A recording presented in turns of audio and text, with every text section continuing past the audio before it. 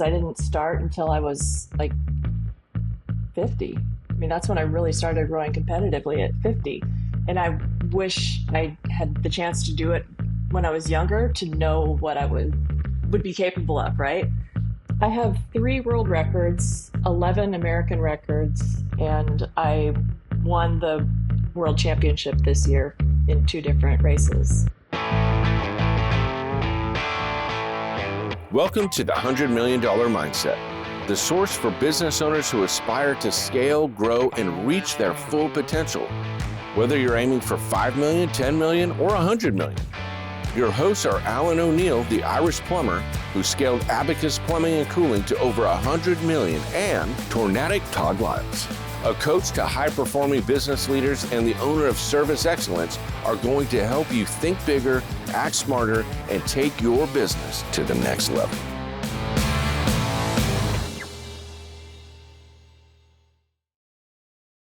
Some people learn to compete and others carry it into everything they do. Today's guest is Rachel Egner, and Rachel brings the same discipline that she shows in sport to how she helps lead Steve's Plumbing with her husband, Steve, in Washington. Now, this conversation is about doing it the right way, even when it's hard in life and money and in leadership. We'll cover her athletic drive, her role in the business, the move from 2 weeks of cash to real wealth, a life-changing health scare, and what's next. Rachel, welcome. Thank you. Happy to be here. So happy to have you here, Rachel. How's your day going? So far, good. Had a good row this morning. So Very good. yeah, it's all good. I don't mean to alarm you, Rachel, but I think you have a Sasquatch in your backyard. I do. I bought that for Steve for his birthday this year. I love it. That's awesome. Yeah. So, Rachel, we've been friends a long time. I think that that will probably show up even if I don't talk about it. So I want to go ahead and put that out in the beginning, everyone. Rachel and her husband are my friends. And we've got some exciting topics here. And I wanted you to come on. We've had Steve on. But the reason why I wanted you to come on is that you are a world-class athlete. Literally, you hold at least 3 world records that I know of. And you also operate Steve's Plumbing with your husband, Steve. And I think that there is a great story here. So we're going to do our very first segment with you, which is about competitive rowing and athleticism. So for the listener that's listening, I think this is great because the $100 million mindset is a multitude of things. It's not just winning at work and work alone. It's also winning at life. So Rachel, let's jump into your sports background. How long have you been into competitive sports? Okay, so I started probably 24 years ago. Back in 2001, my mom's cousin, who was like a sister to her, she passed away from breast cancer.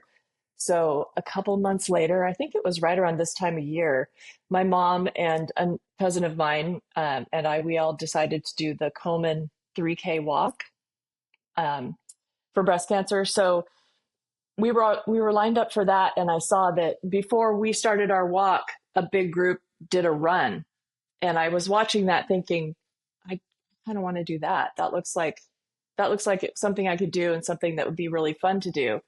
So we did our walk and it was great. We had a great time. But after that, I started running a little bit. I remember I went over to, there's a middle school across the street from our house, and I would go over and run laps around the track and just building up. And so I started running. And so the next year I ran that 5K, and it was fine. I mean, I wasn't fast. I was not nearly as fast as I thought I was going to be, but it just started me really loving running. So I started running more, and I ran every day, and I did lots of 5Ks, and then I worked up to 10Ks, and then half marathons and marathons. But it was taking a toll on me. So I started experimenting with different things like cycling. Steve and I had always been into road biking and swimming a little bit. So that kind of morphed into doing triathlons. So I did those for a long time, and it was, I really love it. It was a lot of fun to do things that were hard, because that's super challenging. but it was, my knees were hurting and my back was hurting. And Steve had started doing CrossFit, and he said, "You should come with me to CrossFit and see if you like that." So I did, and I loved it. And so I started doing CrossFit, and then I would go home and run because I felt like I wasn't working enough, which was ridiculous. And ultimately, I stopped doing that because the workouts became much more difficult and I was doing them more intensely the way it was intended. But um, that's how I learned about rowing, and I hated it. And I didn't think I was very good at. Well, I wasn't good at it to begin with, but um, I just really hated it. But Steve really liked rowing, and so he signed us up for a rowing certification course up in Canada. So we went and did that. And once I learned how to row properly, then I found I was pretty good at it. I could go pretty fast, and so then fast forward to COVID, and the gym shuts down. We build a gym in our garage, and we have a rower get home. So my coach, Jesse, would send over rowing workouts for anybody who had a rower. And so I was doing those all the time. So rowing a lot because, there wasn't much else to do. I was working from home. I was home all the time. And one day the workout was a 500-meter row test. And so I did that. And then I looked at the Concept 2 website where they rank your times. And I was just like a second, maybe a little bit more away from the American record. So I texted Jesse and told him, and he said, "Well, now we're going to shift your focus and you're going to beat that record." So it took me 6 weeks, and but I did beat that record. And that kind of like turned everything just to rowing. So I really, after COVID, I don't think I ever really went back to the gym full time because I discovered that there were rowing competitions, and so I didn't realize that there was like a whole community of just indoor rowing, and it's on the Concept 2 machine. So that's how it started. So 24 years to now, and that's what I'm doing. So, Alan, there's in the polite world, they say never talk about a lady's age. However, Rachel is more evolved than that, and she really is, and I think Rachel is a great representation of how to move into the years that are not our 20s and do amazing things. So I have a question for Alan, and then Rachel will fill in the real answer. At what age do you think that she was when she saw people walking the 3K and then running the 3K and went, "Oh, I could do that"? What age would you guess? When she kicked off this athletic exposure and career. I mean, you would think in her early 20s, maybe. All right. Yeah. That's what I would have thought too. Yeah. Rachel? 32. 32. Wow. 32. 32. Wow. So she started actually, doing big time athletics, marathons and whatnot at the age of 32. And Rachel, I think that's pretty cool because I think most people by the time they get to 32, and you already had 2 kids by now, right? I did. I think most people would go like my athletic days are done. I didn't do that Yeah. when I was in my teens or 20s. So I'm not going to start it now. So, Rachel, when was like the first competitive sporting event that you took part in that you felt like I've got a chance of winning this thing? Like, was it one of the rowing events or? Yeah, it was. So I think right around the end of 2021, I saw on Instagram, just somebody I followed had posted something about the World Indoor Rowing Championships. I didn't even know that was a thing. No, So I I would not started have looking known. into it, and I realized, well, I can do this. You don't have to. I mean, I had to qualify for it, and so I thought, well, I can do that, and I signed up for it, and I sent in my qualifying time, and I was like the fastest in North America, and I that was for the 50 to 54 age group, and I was really very shocked by that. I was just hoping that I would get a place and be able to row in the finals. Yeah, and it was virtual, so you have to send in your time, and it was all of Canada, United States, Central America, and yeah, I think it was just Central America. I think South America might have had their own, but I had to be in the top three of that, and I was very solidly in first place for that one. So that's when I thought, oh, I actually might have a chance at getting a medal in this. Wow. And so And and is that it was all going on to the be honor? February. Is it all on the honor system, or No, how do you prove your no, time? the, the Concept 2 has a monitor that it's all magic. I don't really know. It's all Right. Bluetooth connected. So once you row your time, there's a button that gives you a verification code that you send into Concept 2, and they can verify that it actually did happen. But I mean, anybody could have done it. You also have to send in a video, and the video has to be uncut, and there's all these different parameters for that. So it really is legit. So you started in doing the indoor using the PM5, which is that monitor, Hmm. but you've Right. also done many of them where you've traveled, right? You've gone to Europe, you've been to, if I remember right, Hmm. at least Prague. Where are all the Yeah. places that you've done this internationally? So far, Toronto and Prague. Toronto and Prague. And then last year the first year it was supposed to be in Germany, but because of COVID, they canceled that and went virtual. So I did that virtually. And then the second year was in Canada, in Toronto, and then Prague. And then last year they decided to go virtual again. Got it. So So that's sort of the that's, standard. Um, yeah. okay, got you. Very, very cool. Very cool. So, how many world records do you have, Rachel? I have 3 world records, 11 American records, and I won the world championship this year in 2 different races. And I You're have gonna the have national championship for the last 2 years. I've been the you're gonna national have to stop champion. slacking, right, Rachel? So, um, I had this like moment because I was sitting here thinking about how to describe this because I row, you row. I don't want to row. You choose to row. I do it when I have to. Uh, it's extraordinarily painful to do it and to do it Mhm. well. It hurts really, really badly. And just to sort of put some of the times into perspective so that people can go, like, what are we talking about? Um, the way I would describe rowing at a competitive level, and I cannot row at a competitive level, so I'm only speaking from personal experience on just trying to work hard. You get this thing that they call fire lung, which is literally when the little micro vessels in your lungs start rupturing and you taste copper because you taste the blood from your own lungs because you're breathing so hard and you're working so hard. I don't know if you've never had that experience, you should try to have that experience. So, Rachel, talk to us about what it actually feels like when you're in the midst of chasing one of those records, and then pony that up with the amount of time that is associated there because the records are based off distance and time. So tell us about your distance, your times, and how it feels as you're going through that.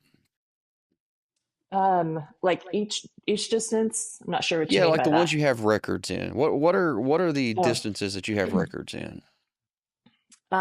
I'm mostly a sprinter, so I have records in the 100 meter, the 1 minute, 4 meters.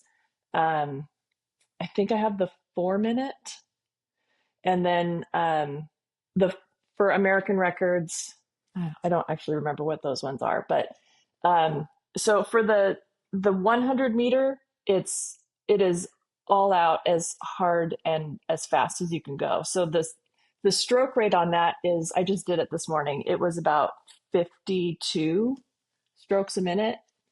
And I did that today. It was 17.7 seconds for that. That's not a record, but I'm working. I'm working on it. I have a competition next month in England, so I'm working on that one. So But what distance did you get on your 4 minute? Do you know? that was on slides. Do you know what Mm-hmm. slides are Yes. for the Concept? Yeah, so that was on slides. I think it was 1,067. No, I 1,067. don't remember. Yeah. Ju- Which honestly is not that great, but for whatever reason, it was the record. So yeah, It's really hard as a bottom line. Yeah, I'm sure. Yeah. Yeah, it really goes hard hard. for sure. Yeah. Rachel, you have a nemesis. I don't know if you would call her your nemesis, but I she is wouldn't. your nemesis. She's your frenemy. Uh-huh. She, So she, who is your nemesis? Who are you always chasing? I have been chasing Benita Clausen in Norway for well, since I started, since that very first World Championship. She beat me. I didn't know who she was until that race. She won the gold. I was the silver. And she set a world record that race for the 50 to 54 age group. I can't. I haven't been able to beat her. She's just incredibly strong and fast. But we did just do a competition, a virtual one, and we tied. Oh, But we're in good. different Oh, age well. groups, so it didn't really matter. But we tied with, and we were both in 17th place overall for all age groups in the world. So I was happy with that. But yeah, she's a solid athlete. Thank God I'm a little older than her, so I'm in a different age group right now. But she'll be joining it, I think, next year. So So 2 years apart. yeah, yeah, So you get to have the record for 2 years until she I comes up get it tries to take it from you. to. Hmm. It's true. Yes. Yeah. So, what is your goal, Rachel, in the rowing world? What's your end game?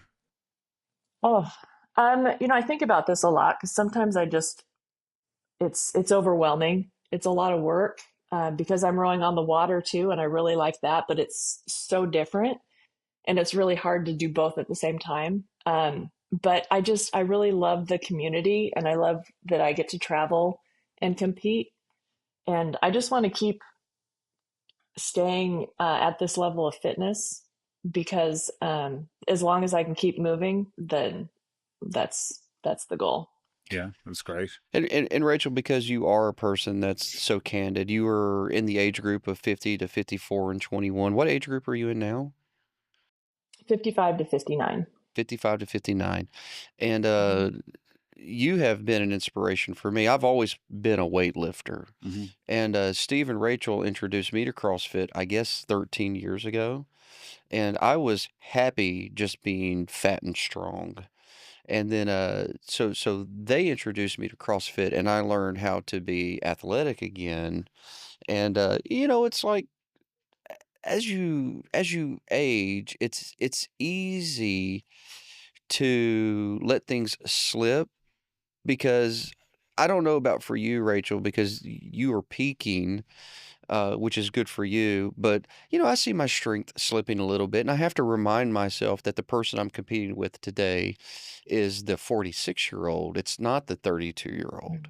Mhm. Um, and probably the strongest version of me ever in my life was at 42, which interestingly enough is where most, power lifters sort of peak is like in their early 40s.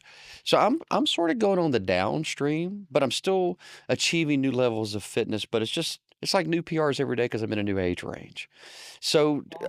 you're an inspiration, and I thank you for sharing. And speak on that a little bit if you've got anything to say about what I just said about finding new ways to stay motivated and realize that you're competing with a new version of yourself, not the old version. Yeah, I was thinking about that while you were talking that I never got a chance to do this when I was in my 20s and I wasn't rowing in my 30s. I didn't start until I was like 50. I mean, that's when I really started rowing competitively at 50. And I wish I had the chance to do it when I was younger to know what I would be capable of, right? But since I'm still getting faster, even at 56, I'm still getting faster. I just want to keep I'm competing with myself at this point Mm-hmm. because I don't know what my earlier capability would have been. I know with in CrossFit, we did a lot of weightlifting and I got really strong. And since I started rowing, I've lost some of that strength, but I have a new coach that's pushing me and I'm like getting up closer to those deadlifting numbers that I had earlier in CrossFit. So I don't think I think as long as you're always just competing with yourself, then that's just how you got to push. That's good. Thank you for sharing that. Let's roll over into business now. You've shared with us part of life. We're going to come back to life a little bit later, but I want to go into business. Talk to us about what your role is, your day to day at Steve's Plumbing. I backed off quite a bit in this last year, um, but I do marketing.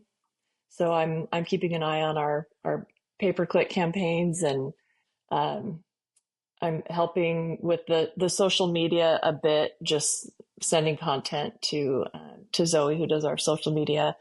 Um, and I do most of the well, I don't do most of the bookkeeping anymore. I did do all of the bookkeeping, but I'm slowly pushing that off onto one of my office ladies who is doing a fantastic job at that. Just because as we're traveling more and more, I need somebody else to be taking care of that. But for the most part, I'm checking in. I'm always keeping an eye on the dispatch board and the call volume, and just checking the numbers and that sort of thing.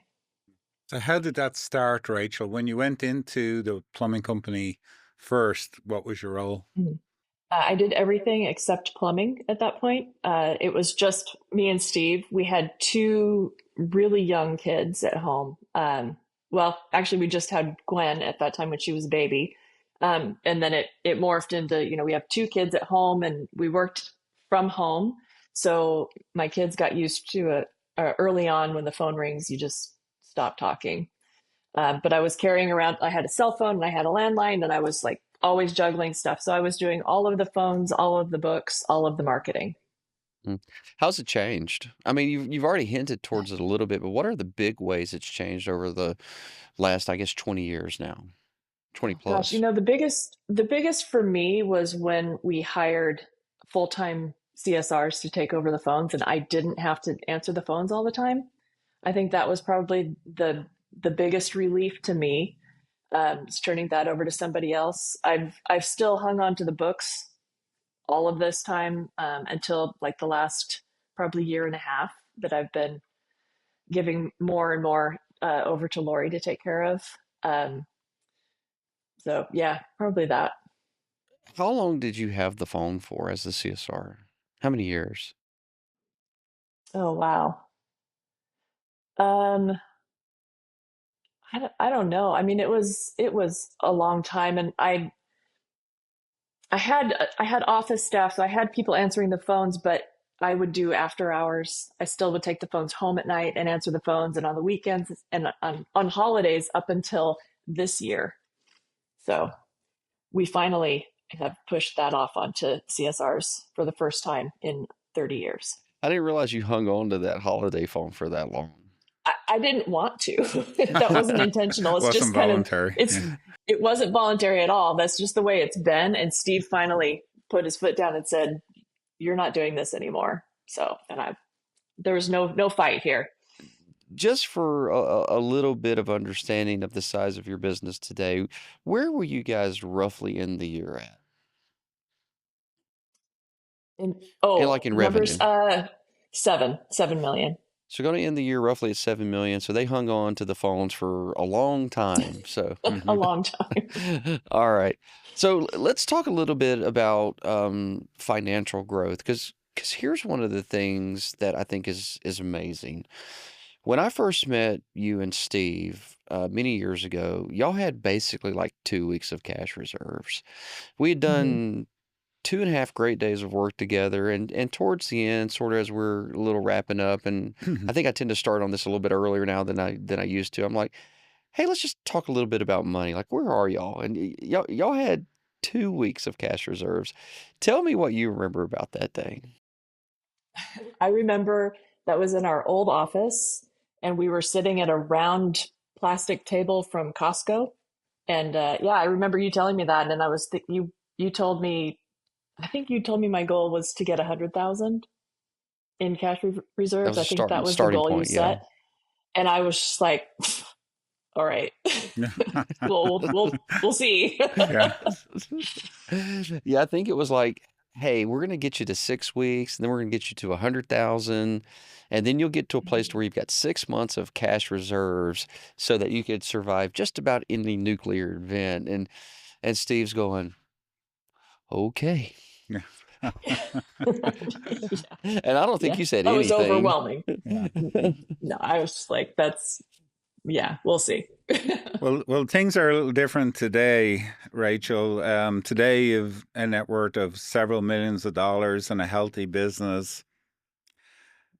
Take us through how you managed to build that net worth.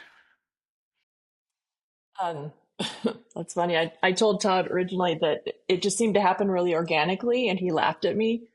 Um, so I think at first we didn't really have a plan, really. It was just like we are just trying to grow our business and keep our heads above water, and um, but we owned a home at that point. So just Steve was a great leader. I mean, you both know him. You know what he's like.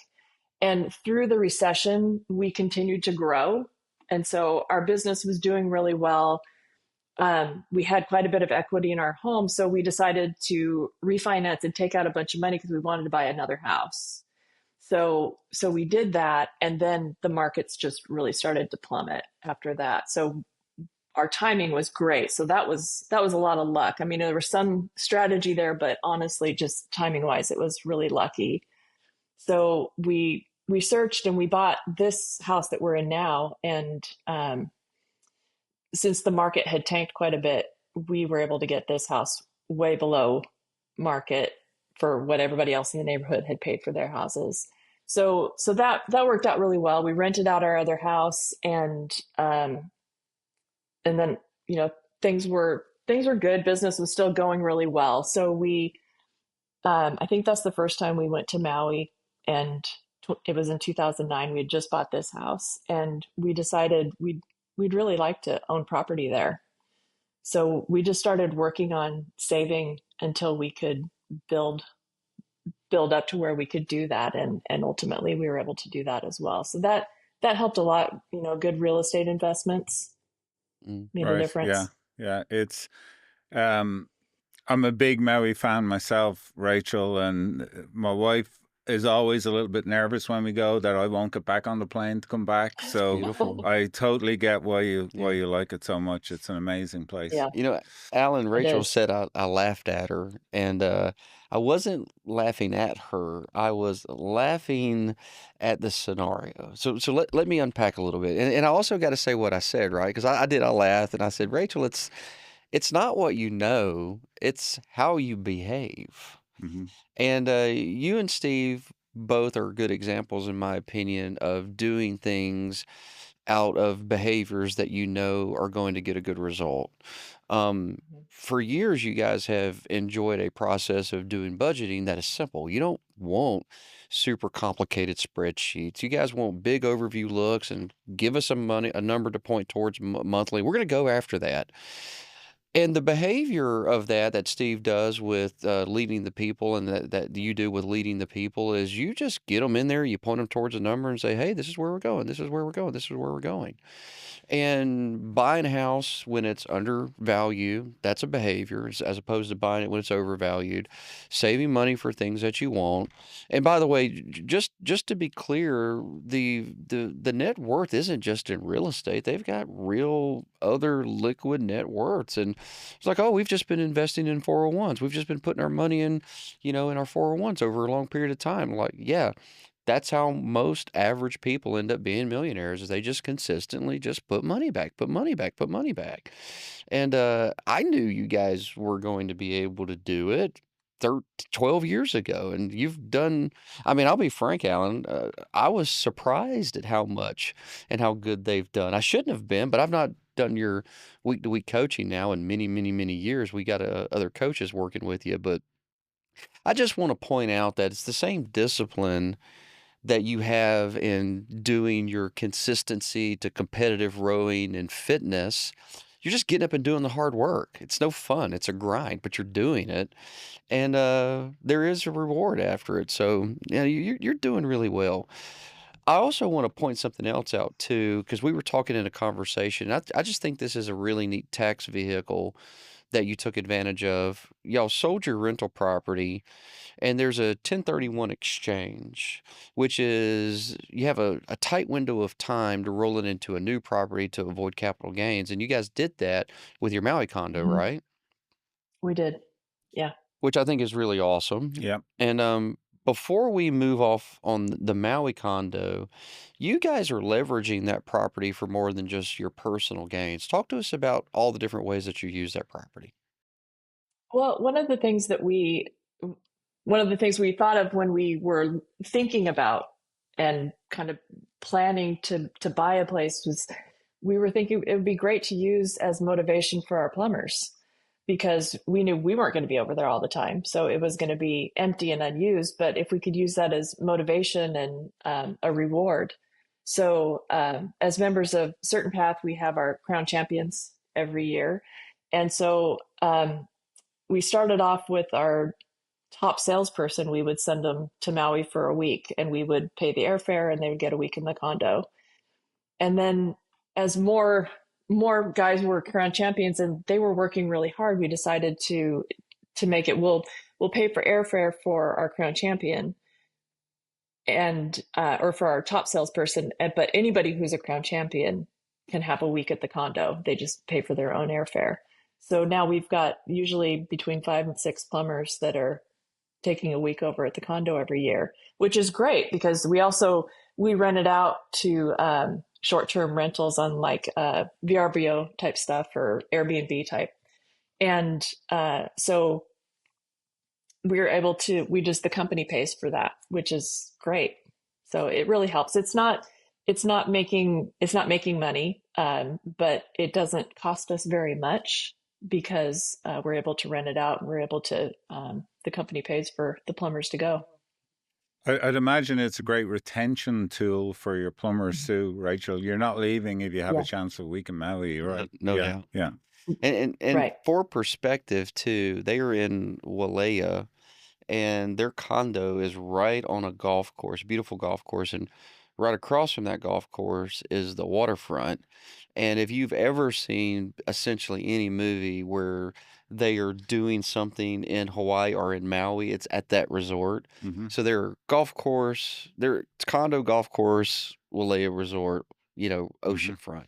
So you can walk there in probably 10 minutes, 5 minutes. I don't know how long. It doesn't take Yeah, long. it's So it's it's just beautiful. across the street. Yes. So as their crown champion trainer, I got to go. So that's how I know. I love it. Yeah. I will tell you, Rachel, when I heard about Steve having that heart attack, the first thing that crossed my mind was like, the man is so fit and he's always looked fit and well to me. Yeah, You know, it never, he would be one of the last people I would ever think would have a heart attack. Having said that, one of our previous guests, Colin I Hathaway, know. had a heart attack and he's been an Mhm. athlete and, so I guess you just never know. You just never know. So, Yeah, I felt the same way. I remember when the phone call came in, I was sitting outside with my son. He was swinging, and I was out there hanging with him, and Rachel called and says, or maybe she texted. I don't remember if it was a call or text, but it's like, I wanted you to know that Steve had a heart attack. And I called her like, hey, you know, I'm getting on the plane. I'm coming. She's like, no, don't do that yet. I was like, no, no, I'm coming. She's like, no, no, no, he's okay. So it was a shock to us. It had to have been a shock to you. Was it a Yeah. surprise? Yeah. Oh, absolutely. Yeah. I mean, I live with him. I know exactly what he's doing on a daily basis for his fitness. And so it was really a surprise. I knew something was wrong leading up to it. We were in Maui when it happened. We'd flown over on January 1st. It was 2023. And he goes diving every day. That's part of his Maui. That's just what he does. His goal is to spend as much time underwater as possible. So he had been diving every day, and I noticed that he had a little snack bag full of Tums. And I said, What's this about?" And he said, "Well, I'm just having like really bad heartburn, and so I just take that on the boat." And that's uh, he's he's always had that. So Tums next to his sink is not like a big deal, but taking him out on the dive boat, that was weird to me. And I said that just doesn't seem right. And so it just went on. We got there Monday. That was probably like Tuesday, Wednesday, Thursday, and then Friday was January 6th. He was really uncomfortable, and I had gone to bed. He woke me up. It was probably like after 9, and he said, "I need you to take me to urgent care." And I was like, "Okay." So I got up and got dressed, and we got in the car, and we drove outside of the complex, and the urgent care is 1 mile away. And when I got out on the main road, he put his hand on my knee. He said, I need you to drive faster.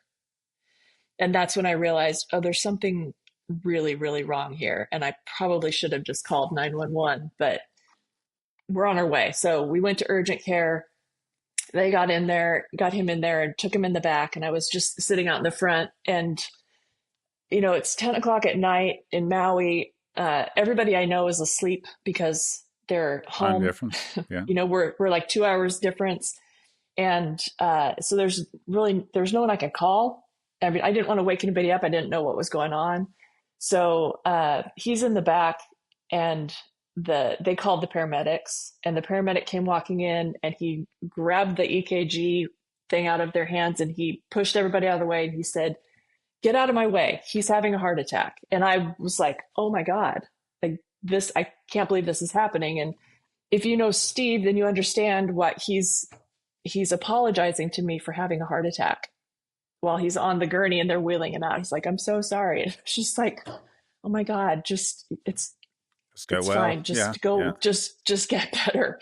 So they took him to the hospital and had me follow. So that was my whole response to his heart attack. Wow. Wow. I can't imagine how scared you both were, Rachel, but especially you, I think, just being on your own. And so how did it alter your view of Steve, Rachel?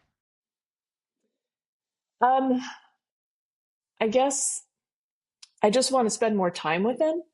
And I don't, we've tried to take more trips to Maui, more breaks. And a lot of the time his first thought is, I don't think we should be away this much. I think the guys really I need to stay. And we had a trip to Europe planned. I think it was last summer, or it might have been the year before. I think it was last summer. And we were getting kind of close to it. And he was telling me, I don't think I should go. I think I really need to stay. And I said, we're not getting younger, and this isn't going to get easier. So if we postpone this and do it next year, when you think the business is going to be better for you to be away, are we really going to be able to keep doing this? Because we had, huge bike rides planned for this trip. And so he agreed, and we went, and it was a great decision to do that. And I think just trusting our employees that they can handle it. We've got a great management team. They're able to handle the business really well. So, I just want to spend more time with him. Nobody knows how much time they have left, but I sure don't want to spend my last few years working. So I want to spend more time with him. I think that's probably the biggest change. And he takes Fridays off now. And so we both have Fridays off and can spend some time together. So that's probably the biggest change. Yeah. So the biggest change is your outlook on time and life right now. Yeah. I think so. I mean, he's not in any danger. He's healthy. I'm not worried that he's going to have another heart attack, but it's just, time is precious. So I want to spend time with him. No question. I think it certainly readjusts your priorities, Rachel, right? It does. Yeah, 100%. It's scary. So on that conversation of priorities, I'm curious what's become more important outside of what you've already told us. Well, I don't know what you mean. What's become more important? When something like this happens, it's clear that you said spending more time is important, going on trips, that's important. What other things have made themselves like apparent to you? Like this is more important now since the heart attack has happened than we ever thought about before. I think being fit, taking care of your health, and making sure that you have that next day. Because his fitness saved his life, right? Fitness saved his life. That was, Tell us why. He had a widowmaker. Well, he had a widowmaker heart attack. It was a full blockage of his left anterior descending. And the doctor said it was you're so fit that your heart made new pathways when that was blocked. and so it was really painful for him, and that's how he knew he was having a heart attack. But he never went into cardiac arrest. His heart never stopped, but he had a widowmaker heart attack.